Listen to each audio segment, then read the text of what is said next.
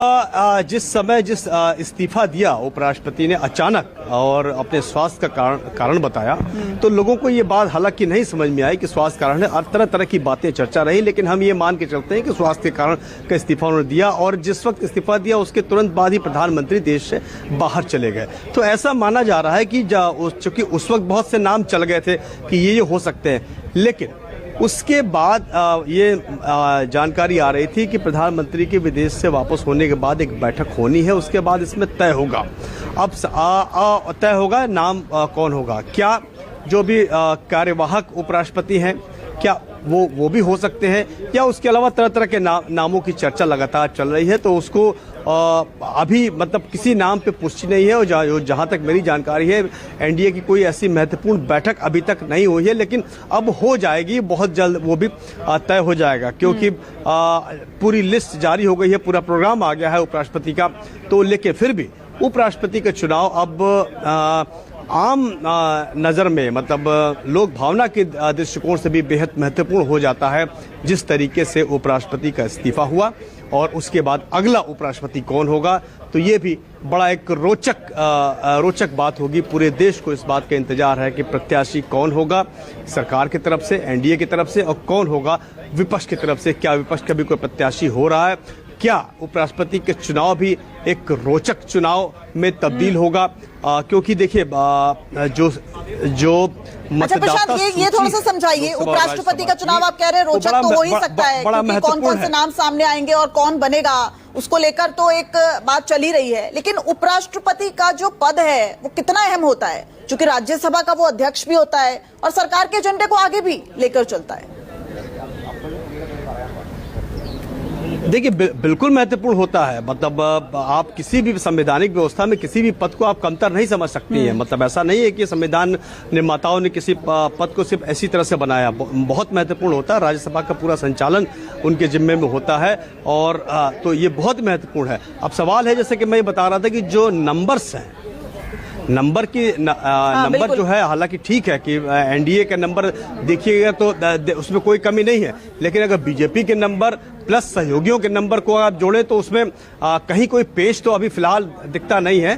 तो उम्मीद यही की जा रही है कि जब चुनाव होगा तब देखते हैं कि उपराष्ट्रपति का चुनाव किस तरीके से संपन्न होता है। अच्छा, एनडीए की तरफ से जो नाम सामने आएगा उसमें चुनावी समीकरणों का कितना ध्यान रखा जा सकता है? क्योंकि देखिए अक्टूबर नवंबर में बिहार में विधानसभा चुनाव होने हैं, उसके बाद अगर बात की जाए पश्चिम बंगाल, तमिलनाडु, केरल, असम, इन राज्यों में अगले साल चुनाव होने हैं, तो कितना ये जो है इम्पैक्ट कर सकता है उम्मीदवार के नाम का ऐलान? देखिए ये इसको बहुत सीधे देखिए संवैधानिक पद पे जब कोई चुनाव होता है तो उसको राजनीति से जोड़ करके तो औपचारिक तौर पे कभी देखा नहीं गया, कभी बताया नहीं गया, लेकिन ये माना जाता है कि कहीं न कहीं कुछ उसका असर होता है। ये माना जाता है, ऐसा लोग मानते हैं। औपचारिक तौर पे कभी ऐसा होता नहीं है। तो जाहिर सी बात है, बिहार है और उसके बाद आपका पश्चिम बंगाल का चुनाव है, और सबसे बड़ी बात कि अगर कुछ ऐसा करना है तो दक्षिण भारत, जहां भारतीय जनता पार्टी बहुत मतलब मजबूत नहीं है और मजबूत बनने की कोशिश कर रही है, तो हो सकता है कि दक्षिण भारत से कोई ऐसा चेहरा उपराष्ट्रपति के पद हो जो ये बताए कि दक्षिण भारत भी भारत के मतलब बीजेपी के लिए या फिर एनडीए के दिल में कितना करीब है, और सर्वोच्च पद जो है उपराष्ट्रपति का उस पर उसके लिए प्रत्याशी लाया गया है दक्षिण भारत से। तो ये भी हो सकता है। तो मैं किसी नाम के बजाय क्षेत्र पे अगर फोकस करके बताऊं तो दक्षिण भारत से नाम शायद आपको देखने को मिल सकता है। थोड़ा सा अगर आप आंकड़ों से समझा सके कि एनडीए का जो है वो मजबूत आधार बनता नजर आ रहा है। ठीक है प्रशांत, ठीक है, बहुत बहुत शुक्रिया आपका इस पूरी अपडेट के लिए। अगली खबर, राहुल गांधी का चुनाव आयोग पर बड़ा आरोप सामने आया है। राहुल गांधी ने कहा हमारे पास 100% वोट चोरी के सबूत हैं। राहुल गांधी ने बड़ा बयान दिया है। राहुल गांधी ने कहा कि हमारे पास वो सबूत हैं वोट चोरी के जो बता सकता है कि वोट चोरी हुई है। हम चुनाव आयोग पर एटम बम की तरह फटेंगे। सरकार के इशारों पर काम कर रहा है इलेक्शन कमीशन। तो राहुल गांधी एक बार फिर उन्होंने हुकार भरी है और आज ये बड़ा आरोप वो लगाते नजर आ रहे हैं। बिहार में वोटर लिस्ट रिवीजन को लेकर देखिए लगातार सवाल उठाता नजर आ रहा है विपक्ष, और अब राहुल गांधी ने एक बार फिर ये दोहराया है कि सरकार जो है वो इलेक्शन कमीशन, सरकार के इशारों पर इलेक्शन कमीशन के तौर पर काम कर रही है। और राहुल गांधी ये भी कह रहे हैं कि हमारे पास पूरे सबूत हैं, क्योंकि राहुल गांधी जब ये लगातार कह रहे थे कि वोट चोरी की जा रही है तो सत्ता पक्ष की तरफ से ये भी सवाल उठाए जा रहे थे कि आखिर किस बिना पे ये कहा जा रहा है। अब राहुल गांधी ये भी बता रहे हैं कि हमारे पास 100% सबूत है जिससे हम ये साफ कर सकते हैं कि वोट चोरी हुआ है और हम एटम बम की तरह फटेंगे। क्या कुछ कहा, सुनवा देते हैं।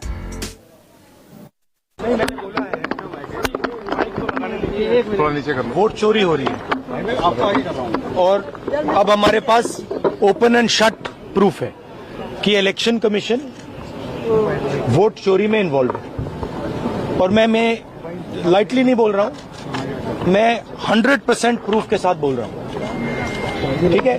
और आप सबको पता लग जाएगा जैसे ही हमने ये रिलीज किया, पूरे देश को पता लग जाएगा कि इलेक्शन कमीशन वोटर चोरी करा रहा है। किसके लिए करा रहा है? किसके लिए करा रहा है? बीजेपी के लिए करा रहा है। ओपन एंड शट है, नो क्वेश्चन। हमें मध्य प्रदेश में सस्पिशन था, लोकसभा में सस्पिशन था, महाराष्ट्र में वो थोड़ा आगे गया, स्टेट लेवल पे हमें लगा कि यहां पे चोरी हुई है। वोटर एडिशन हुआ था, 1 करोड़ वोटर्स ऐड हुए थे। फिर हम थोड़ा डिटेल में गए, हमने कहा देखो अब इलेक्शन कमीशन तो मदद नहीं कर रहा है, तो थोड़ी ग्रैन्युलैरिटी में जाना है, गहराई में जाना है। तो हमने अपना ही इन्वेस्टिगेशन करवाया, उसमें 6 महीने लगे और जो हमें मिला है वो एटम बॉम्ब है। मतलब एटम बॉम्ब है, फटेगा तो आप इलेक्शन कमीशन आपको दिखेगा नहीं हिंदुस्तान में। तो सबसे जरूरी बात है। और मैं ये बड़ी सीरियसली बोल रहा हूं, जो भी ये काम कर रहे हैं, ठीक है, इलेक्शन कमीशन में जो भी ये काम कर रहे हैं, right from the top to the bottom, आप एक बात याद रखिए, आपको हम छोड़ेंगे नहीं। कुछ भी हो जाए हम छोड़ेंगे नहीं आपको, क्योंकि आप हिंदुस्तान के खिलाफ काम कर रहे हो। ये ट्रीजन है और कम, इससे कम नहीं है। तो आप याद रखिए, आप कहीं भी हो, रिटायर्ड हो, कुछ भी हो, ठीक है, हम आपको। तो राहुल गांधी का ये बड़ा आरोप, और इस खबर पर ज्यादा अपडेट के साथ हमारे सहयोगी रमन कुमार जुड़ गए हैं। रमन, राहुल गांधी ने एसआईआर को लेकर चुनाव आयोग पर अब तक का सबसे बड़ा आरोप लगाया है, क्योंकि राहुल गांधी कह रहे हैं चुनाव आयोग इस चोरी में शामिल है और उनके पास सबूत है।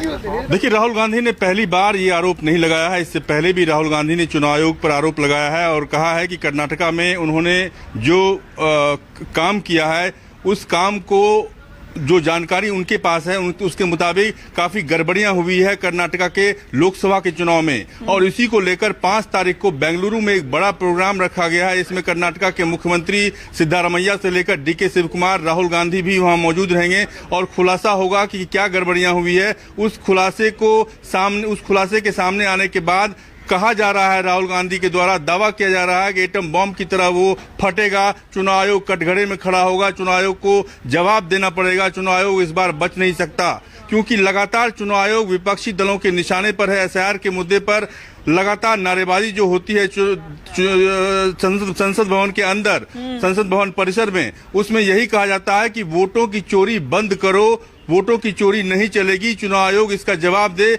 और विपक्षी दलों के नेताओं का ये आरोप है कि जिस तरीके से एसआईआर किया जा रहा है, उसमें गरीब गुरबों, जो पिछड़े हैं, जो दलित हैं, जो आदिवासी हैं, जो अल्पसंख्यक हैं, उनके वोटों को चुनाव आयोग काट रहा है। उनको फिर से शामिल करने की कोई प्रक्रिया अभी तक शुरू नहीं की जा रही है। इसको लेकर नाराजगी है विपक्षी दलों के नेताओं के बीच में। लेकिन रमन, आज जो कॉन्फिडेंस लेवल है राहुल गांधी का, वो एक अलग ही लेवल पर है। एटम बम का इस्तेमाल कर रहे हैं और कह रहे हैं कि नीचे से लेकर ऊपर तक सभी जो है इसमें शामिल है और हम छोड़ेंगे नहीं। बिल्कुल, जो जैसा कि मैंने आपको कहा कि कर्नाटका के एक लोकसभा चुनाव को ध्यान में रखकर उन्होंने पूरी प्रक्रिया का पालन किया है। और राहुल गांधी का दावा है कि उस प्रक्रिया में चुनाव आयोग पूरी तरीके से दोषी पाया गया है। चुनाव आयोग की तरफ से वोटर लिस्ट में जो ऐड किया गया है, नाम ऐड किया गया है, वो गलत तरीके से नाम ऐड किया गया है और इसका पूरा प्रूफ उनके पास है। और इसका खुलासा वो कर्नाटक की राजधानी बेंगलुरु में 5 तारीख को करने वाले हैं। ओपन एंड शट मामला भी बता रहे हैं रमन, राहुल गांधी, और जिस तरीके से अब आगे क्या कुछ रणनीति रहेगी 5 तारीख का तो आप जिक्र कर ही रहे हैं। देखिए, इस खुलासे के बाद अब चुनाव आयोग का ये दावा है कि जो हारने वाले प्रत्याशी थे कांग्रेस पार्टी के, उन्होंने अभी तक मुख्य चुनाव आयुक्त जो बेंगलुरु में मुख्य चुनाव आयुक्त हैं या डीएम हैं, उनके पास कोई आवेदन नहीं दिया कि उन्होंने अगर कोई गड़बड़ी पाई है उस गड़बड़ी को आधार बनाकर उनको पिटीशन फाइल करना चाहिए, जो पिटीशन फाइल नहीं किया। इसीलिए चुनाव आयोग आश्वस्त है इस बात को लेकर कि उनकी तरफ से कोई दिक्कत नहीं है, कोई गड़बड़ी नहीं है। और राहुल गांधी जो आरोप लगा रहे हैं वो आरोप का खुलासा जब वो करेंगे उसके बाद ही वो कोई प्रतिक्रिया देगा। अच्छा, ये भी तो रमन देखा गया कि कई बार कांग्रेस का प्रतिनिधि मंडल, इंडिया गठबंधन का प्रतिनिधि मंडल जो है वो कई बार चुनाव आयोग गया, अपनी बात रखी, तो वो पूरी तरीके से उससे भी असंतुष्ट हैं और अब खुद ही जांच उन्होंने करवाई है। देखिए, राहुल गांधी ने कहा कि मध्य प्रदेश के चुनाव के दौरान ही उन्हें इस बात का एहसास हुआ था कि कुछ न कुछ गड़बड़ियां हुई है मध्य प्रदेश के चुनाव में, लेकिन महाराष्ट्र के चुनाव में उससे ज्यादा गड़बड़ियां हुई है। और ये आरोप लगातार राहुल गांधी लगाते रहे हैं कि महाराष्ट्र के विधानसभा चुनाव में जो गड़बड़ियां हुई है, इस बात को लेकर चुनाव आयोग कटघरे में खड़ा हो रहा है। लेकिन अब चूंकि कर्नाटक के एक लोकसभा चुनाव का हवाला देते हुए, लोकसभा क्षेत्र का हवाला देते हुए राहुल गांधी ये दावा कर रहे हैं कि उनके पास जो तथ्य हैं, उनके पास जो जानकारियां हैं, उनके पास जो प्रमाण हैं, उस प्रमाण के सामने आने के बाद एटम बम की तरह फट जाएगा। चुनाव आयोग कटघरे में खड़ा होगा, चुनाव आयोग को उसका जवाब देना पड़ेगा और चुनाव आयोग अपनी जिम्मेदारियों से बच नहीं सकता कि वो वोटों की चोरी कर रहा है। रमन, अभी तक तो हम देख रहे थे कि एसआईआर को लेकर विपक्ष इंटैक्ट तो है ही, साथ ही साथ प्रदर्शन भी किया जा रहा था, चर्चा की मांग भी की जा रही है। अब राहुल गांधी ने ये जो इतना बड़ा आरोप लगाया है, अब आप किस तरह की हलचल देख रहे हैं संसद के भीतर, और इस वक्त राहुल गांधी क्या संसद के भीतर प्रवेश कर चुके हैं, और क्या लग रहा है आने वाले कुछ घंटे इसी मुद्दे पर कुछ और बयानबाजी भी सामने आ सकती है? देखिए, ये पूरा हफ्ता एसआईआर की भेंट चढ़ गया।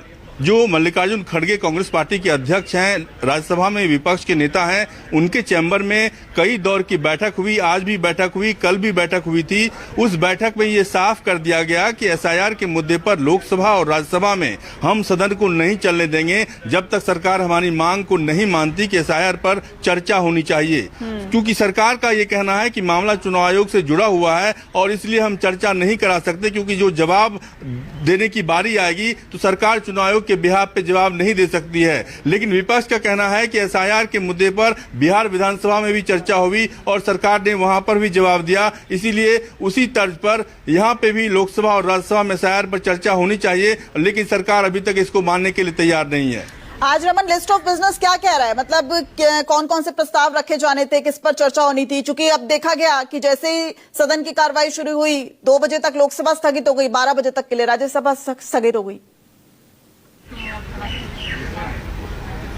देखिए, राज्यसभा की कार्रवाई सोमवार तक के लिए स्थगित हो गई है, लोकसभा की कार्रवाई 2 बजे तक के लिए स्थगित हुई है। लेकिन सबसे बड़ी बात है कि एसआईआर के मुद्दे पर जब लगातार हंगामा किया जा रहा है, विपक्ष के सांसदों की तरफ से तख्तियां पेश की जा रही है, तख्तियां लेकर वो प्रदर्शन कर रहे हैं, संसद के बाहर प्रदर्शन कर रहे हैं, संसद के भीतर भी प्रदर्शन करने की कोशिश कर रहे हैं। लोकसभा अध्यक्ष और राज्यसभा के उपसभापति लगातार उनको कह रहे हैं, उनको मनाने की कोशिश कर रहे हैं कि हम एसआईआर के मुद्दे पर बिजनेस एडवाइजरी कमेटी की मीटिंग में चर्चा करेंगे और चर्चा करने के बाद ही इस बात पर कोई फैसला या अंतिम फैसला लिया जा सकता है। लेकिन अभी चूंकि बिजनेस एडवाइजरी कमेटी की मीटिंग नहीं हुई है, इसीलिए हम इस पर अंतिम फैसला नहीं ले सकते हैं। लेकिन विपक्ष लगातार अड़ा हुआ है कि सरकार मान ले उनकी बातों को।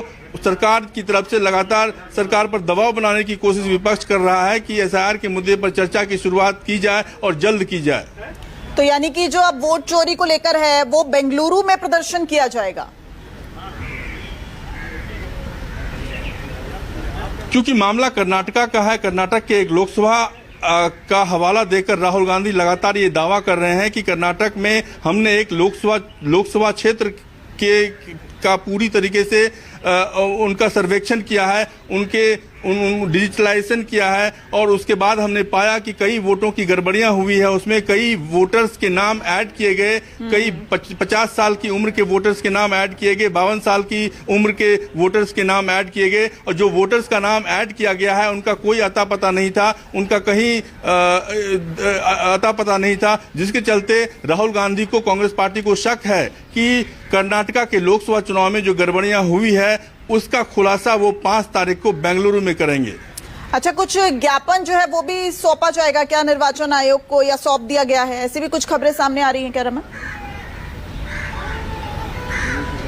देखिए, एसआईआर से जुड़ी हुई जो बातें हैं उन बातों को लेकर चुनाव आयोग से पहले ही कांग्रेस पार्टी का डेलीगेशन या विपक्षी दलों का डेलीगेशन मिल चुका है, लेकिन कर्नाटका के खुलासे के बाद जो तथ्य सामने आएंगे उन तथ्य को ध्यान में रखते हुए चुनाव आयोग से उस पर सफाई मांगी जाएगी, उस पर जवाब मांगा जाएगा। कांग्रेस पार्टी का डेलीगेशन चुनाव आयोग से मिलेगा, लेकिन जब राहुल गांधी इसका खुलासा कर देंगे पूरी तरीके से कि क्या गड़बड़ियां उन्होंने पाई है, क्या चुनाव आयोग की तरफ से लापरवाही बरती गई है, इन बातों को ध्यान में रखकर चुनाव आयोग के सामने डेलीगेशन जाएगा और अपनी बात रखेगा। ठीक है रमन, इस बीच देखिए एक और बड़ी खबर आ गई है। कांग्रेस अध्यक्ष मल्लिकार्जुन खड़गे का बड़ा आरोप सामने आ गया है। मल्लिकार्जुन खड़गे कह रहे हैं राज्यसभा के उपसभापति को पत्र लिखा है।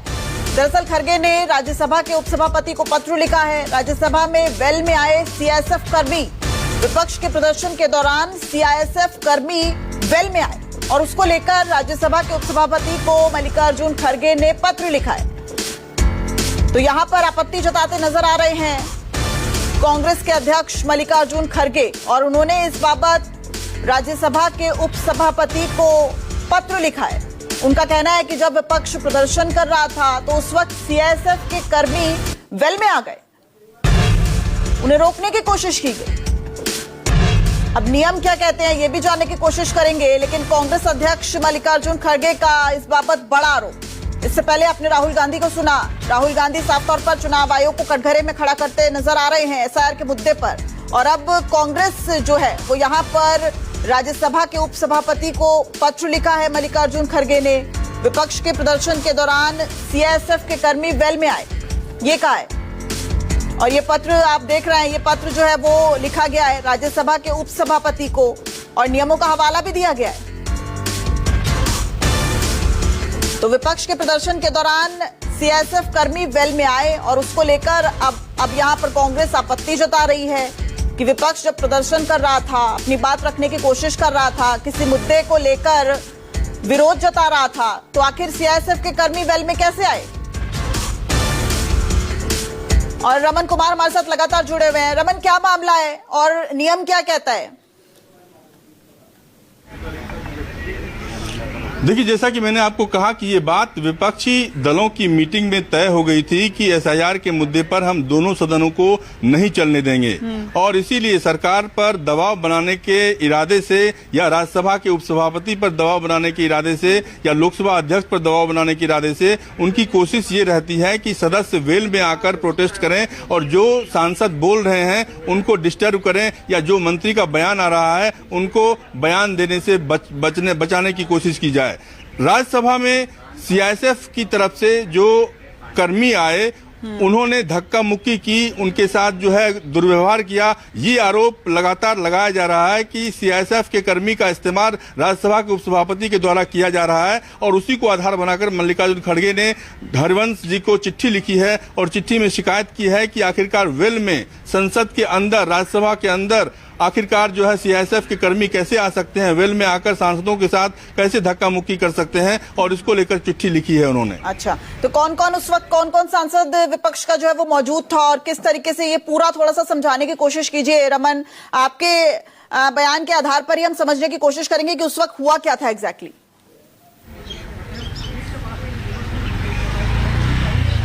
देखिए, एसआईआर के मुद्दे पर कई सांसद जो हैं, विपक्ष के कई सांसद, चाहे कांग्रेस पार्टी के सांसद हों, तृणमूल कांग्रेस पार्टी के सांसद हों, समाजवादी पार्टी के सांसद हों, आरजेडी के सांसद हों, ये सांसद वेल में आए और वेल में हंगामा कर रहे थे। जैसे ही सदन की कार्रवाई चल रही थी उसको बाधित करने की कोशिश कर रहे थे, लेकिन राज्यसभा के उपसभापति उनको लगातार अपनी सीट पर जाने के लिए कह रहे थे, अनुरोध कर रहे थे। लेकिन उसी वक्त जो है मल्लिकार्जुन खड़गे का आरोप है कि वेल के अंदर जो है सीआईएसएफ के कर्मी आए और जो सदन में जो कार्रवाई चल रही थी, कार्रवाई के दौरान जो है सांसदों को धक्का मुक्की उन्होंने किया, सांसदों को अंदर जाने के लिए कहा, जो कि उनको एक्सेप्टेबल नहीं था और उनका कहना था कि ये बहुत गलत प्रक्रिया है, इस प्रक्रिया का पालन नहीं होना चाहिए था। ठीक है, बहुत बहुत शुक्रिया रमन इस पूरी जानकारी के लिए। वहीं पटना के जानीपुर में 2 बच्चों को जिंदा जलाया गया। अज्ञात बदमाशों ने घर में घुसकर दोनों को आग लगा दी। आग में झुलसने से दोनों बच्चों की मौके पर ही मौत हो गई और घटना को अंजाम देकर सभी आरोपी मौके से फरार। पटना के जानीपुर से ये दर्दनाक वारदात सामने आई है, जहां पर देखिए 2 मासूमों पर किस तरीके से कहर बनकर उनकी मौत टूटी है। किस तरीके से जो अज्ञात बदमाश है वो न सिर्फ घर में दाखिल हुए बल्कि घर को आग के हवाले कर दिया, और जब आग के हवाले घर को किया तो उस वक्त ये 2 बच्चे घर के अंदर मौजूद थे और ये दोनों बच्चे घर के अंदर ही जिंदा जल गए। अज्ञात बदमाशों ने घर में घुसकर न सिर्फ घर को आग के हवाले किया बल्कि देखिए इन 2 बच्चों की मौत के कारण भी बन गए। तो बिहार में ये किस तरीके से जो एक के बाद एक घटनाएं सामने आ रही हैं, एक और उसका उदाहरण। अमिताभ ओझा इस वक्त ज़ारा अपडेट के साथ हमारे साथ जुड़ गए। अमिताभ, हम सुबह से देख रहे हैं कि इस खबर के मद्देनजर प्रदर्शन वहां पर चल रहा है, इस वक्त क्या हो रहा है? देखिए, बिल्कुल सुबह से कल शाम से ही इस घटना को लेकर स्थानीय लोगों में काफ़ी नाराजगी थी, क्योंकि घर के अंदर जिस तरीके से वारदात हुई थी हर कोई दहल गया था। फिलहाल मौके पे एसएसपी पहुंचे थे और उन्होंने भीड़ को जाम से तो हटा दिया है और साथ ही परिजनों से भी मिले। उन्होंने आश्वासन दिया है कि जल्द ही पुलिस पूरे मामले का उद्भेदन करेगी। इसके लिए 7 अलग अलग टीमें बनाई गई हैं जो पूरे मामले की जाँच कर रही है, हर बिंदु पर जाँच चल रही है। इस बीच जो घर के सफाई चल रही थी, आज सुबह में जब परिजन सफाई कर रहे थे उन्हें एक ब्लैक कलर की टोपी मिली है और कहा जा रहा है कि ये टोपी हत्यारों की हो सकती है, क्योंकि परिवार के किसी सदस्य की ये नहीं थी। दूसरी बड़ी बात जो परिजनों ने बताया है कि घर में कोई भी लूटपाट की घटना नहीं घटी थी। जिस कमरे में घटना घटी उसमें भी एक अलमीरा था, लेकिन उसे भी नहीं खोला गया था। तो निश्चित तौर पे इस पूरे मामले को लेकर अब कई संदिग्ध चीज़ें सामने आ रही हैं जिनकी जाँच अभी होनी बाकी है। घर में आग लगाई गई थी, इसके लिए सिलेंडर का जो ब्लास्ट करने की भी कोशिश की गई थी, जिसका एविडेंस फोरेंसिक की टीम को मिला था और पुलिस की टीम को भी मिला था। स्थानीय लोगों और परिजनों का साफ आरोप है कि इस पूरे मामले को लेकर जो कुछ स्थानीय लोग हैं जिन्होंने घटना को अंजाम दिया है, और इसमें सबसे ज़्यादा जो इस इलाके में काफ़ी नशेड़ी हैं, जो इनके घर के पीछे का जो इलाका है वहाँ पे अवैध शराब की भट्टियाँ चलती हैं, वहाँ लोग शराब पीते हैं, और उन्हीं लोगों पे शक भी जताया जा रहा है कि जो जिससे आमतौर पर मोहल्ले वाले परेशान थे। आज भी सुबह से जो लोग रोड जाम कर रहे थे उनका साफ तौर पर कहना था कि पुलिस, स्थानीय पुलिस जो है इन नशे के कारोबारों के खिलाफ कार्रवाई नहीं करती है। नतीजा यह है कि आम लोगों का चलना भी दुभर हो गया था और घर में घुस के जिस तरीके से वारदात को अंजाम दिया जा रहा है उससे अब लोगों में गुस्सा था। देखिए, फिलहाल आज पूरे बाजार को बंद किया गया था, जगह जगह पुलिस फोर्स की तैनाती यहाँ पे की गई थी और काफ़ी तादाद में जो लोग हैं वो यहाँ पर सड़कों पे उतरे थे और लगातार प्रदर्शन कर रहे थे।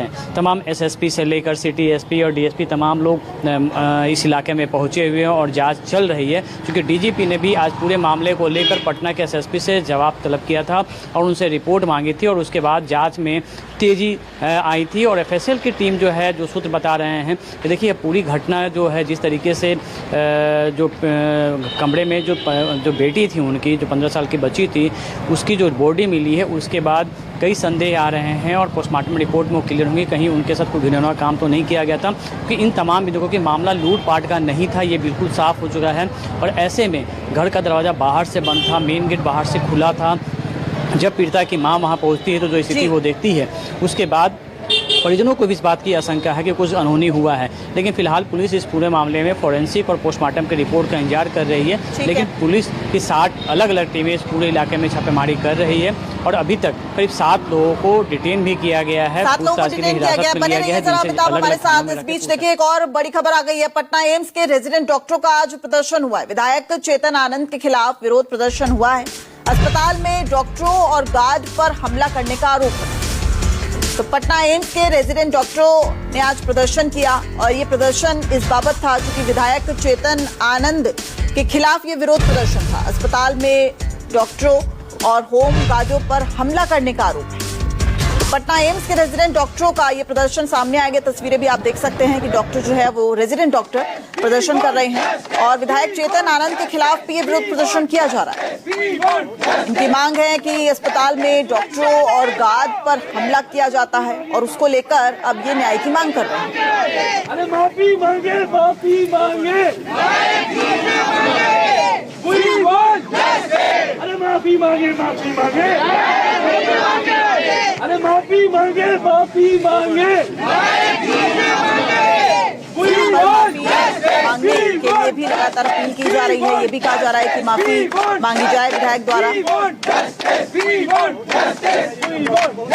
सुरक्षा नहीं तो सुरक्षा नहीं तो लॉन्च हो चुका है। अरे माफी मांगे, माफी मांगे। और पूरा मामला क्या है, इस पर अपडेट ले लेते हैं अमिताभ ओझा से। अमिताभ हमारे साथ लगातार बने हुए हैं। अमिताभ, ये क्या मामला है और किसके बाद ये विरोध प्रदर्शन किया जा रहा है?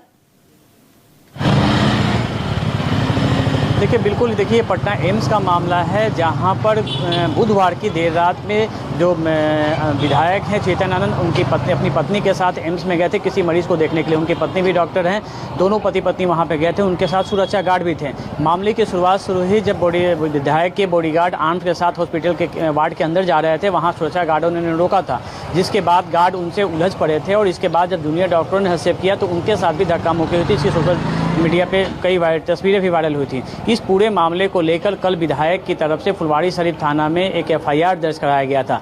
डॉक्टरों का शिकायत यह था कि उन लोगों की तरफ से भी एफआईआर दर्ज कराया गया था, लेकिन उनकी एफआईआर को देर से लॉन्च किया गया था, जिसकी वजह से उनकी नाराजगी थी। दूसरा कि आए दिन लगातार मरीज के परिजनों के साथ हॉस्पिटल परिसर में इस तरह की घटनाएं हो रही हैं, लेकिन स्थानीय पुलिस की तरफ से कार्रवाई नहीं होती है, जिससे ऐसे तत्वों का मनोबल बढ़ जाता है। तो जो जूनियर डॉक्टर हैं वो इस पूरे मामले में कार्रवाई की मांग कर रहे थे। हालांकि सिटी एसपी पश्चिमी भानु प्रताप सिंह से हमारी बात उन्होंने कहा था कि दोनों एफआईआर लॉन्च किया गया है, क्योंकि डॉक्टरों की जो एफआईआर थी वो देर से इसलिए लॉन्च की गई थी क्योंकि एम्स प्रशासन ने उस पर देर से जो आवेदन था वो देर से भेजा था, इस वजह से उनकी आवेदन में देर से एफआईआर हुआ। लेकिन दोनों एफआईआर को कल ही रजिस्टर्ड कर लिया गया है और दोनों ही मामलों में पुलिस सीसीटीवी फुटेज देख रही है, स्थानीय लोगों से पूछताछ कर रही है, जो गार्ड थे मौके पे उनसे पूछताछ कर रही है, चाहे वो विधायक के गार्ड हों या फिर हॉस्पिटल प्रशासन के गार्ड थे, सभी से पूछताछ की जा रही है और उसके बाद जो भी दोषी होगा उसके खिलाफ कार्रवाई की जाएगी। ठीक है, बहुत बहुत शुक्रिया अमिताभ इस पूरी जानकारी के लिए। तो साफ तौर